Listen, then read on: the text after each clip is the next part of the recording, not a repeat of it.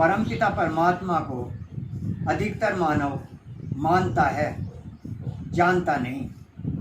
मानने वाले लोग अपने लक्ष्य की प्राप्ति नहीं कर सकते क्योंकि वे मानते हैं। उदाहरण से समझें, कोई मानव अपनी पुत्री को कहे, बेटी अपने पति का ध्यान कर, तो वह पुत्री पति का ध्यान नहीं कर सकती क्योंकि वह मानती है। यह तो कहती है, वह लड़की ये बात तो कहती है कि मेरा कोई पति होगा, मेरा कोई पति होगा, लेकिन जानती नहीं। जब जानती नहीं तो कैसे ध्यान करेगी? नहीं कर सकती।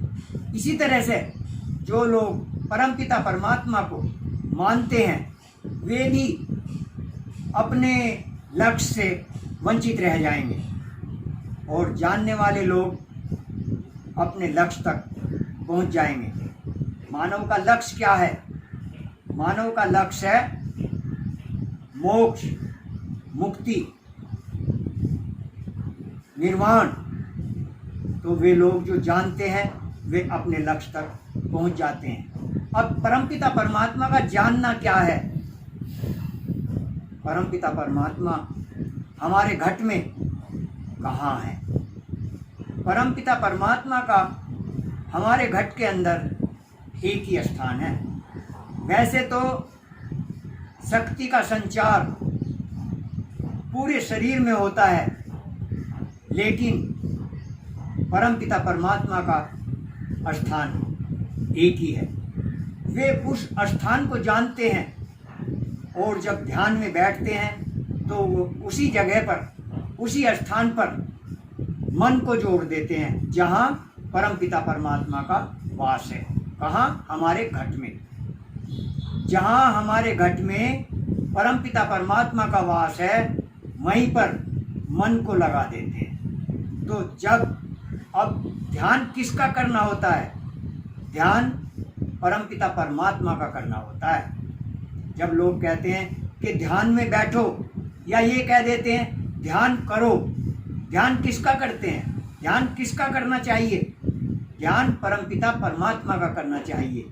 अब जब हमें मालूम नहीं है कि हमारे घट में किस जगह परमपिता परमात्मा का वास है, तो फिर ध्यान कैसे करेंगे?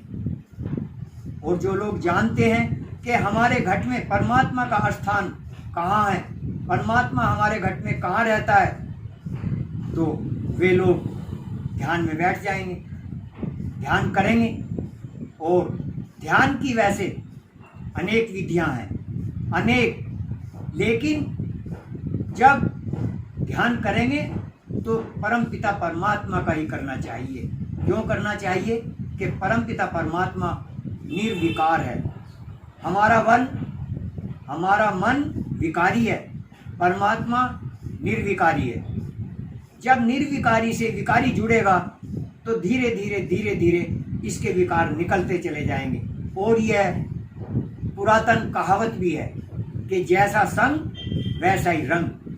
जब मन पवित्र परमात्मा से जुड़ेगा तो एक दिन मन भी पवित्र हो जाएगा। तो मेरे मित्रों, पहले ये जानो कि परमपिता परमात्मा हमारे घट में कहाँ है और फिर ध्यान में बैठो। इसको परमात्मा को कौन बताएगा? जो परमात्मा को जानता है। जो जानता है वही तो बताएगा, जो जानता ही नहीं कौन बताएगा फिर? जैसे एक कहानी के द्वारा समझें। स्वामी विवेकानंद जी पढ़े लिखे थे, वकील थे और बचपन से ही आध्यात्म विचारों के थे। वे कहीं भी सत्संग सुनने के लिए जाते थे तो सत्संग के बाद संत महात्माओं से केवल एक ही प्रश्न करते थे। एक, कौन सा? महाराज जी, क्या आप परमपिता परमात्मा को जानते हैं? उनको कोई भी नहीं मिला। सत्संग बहुत सुने उन्होंने, लेकिन उनके प्रश्न का उत्तर नहीं मिला। पर बात यह है, जो आदमी हृदय से किसी चीज को चाहता है उसे एक ना एक दिन वह चीज प्राप्त हो जाती है, मिल जाती है। तो अंत में वे रामकृष्ण परमहंस के पास पहुंचे, सत्संग सुना। सत्संग के पश्चात उन्होंने रामकृष्ण परमहंस जी से यही प्रश्न किया कि महाराज आप परमपिता परमात्मा को जानते हैं? रामकृष्ण परमहंस जी ने कहा, हाँ बेटा जानता हूँ। तो स्वामी विवेकानंद जी ने कहा, महाराज आप मुझे भी जना देंगे, मुझे भी बता देंगे? हाँ बेटा जना दूंगा, बता दूंगा, लेकिन सत्य की मर्यादा में रहकर कार्य करना पड़ेगा।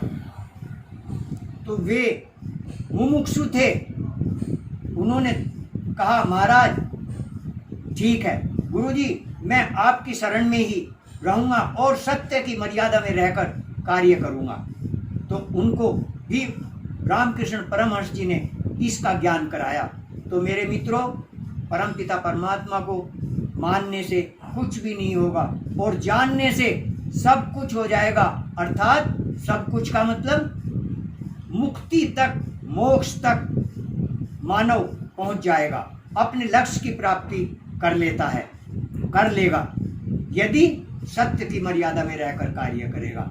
और मोक्ष मुक्ति कोई बहुत बड़ा कार्य नहीं है, लेकिन मर्यादित आदमी के लिए कोई भी कार्य कठिन नहीं है, कोई भी कार्य कठिन नहीं है मर्यादित आदमी के लिए। और जो अमर्यादित है उसके लिए तो एक छोटा सा तिनका भी कठिन है। तो मेरे मित्रों, मोक्ष प्राप्ति के लिए मर्यादा में रहना पड़ेगा, मर्यादा में कार्य करना पड़ेगा और मोक्ष प्राप्ति हो जाएगी। प्रेम से बोलिए श्री सद्गुरुदेव महाराज की जय।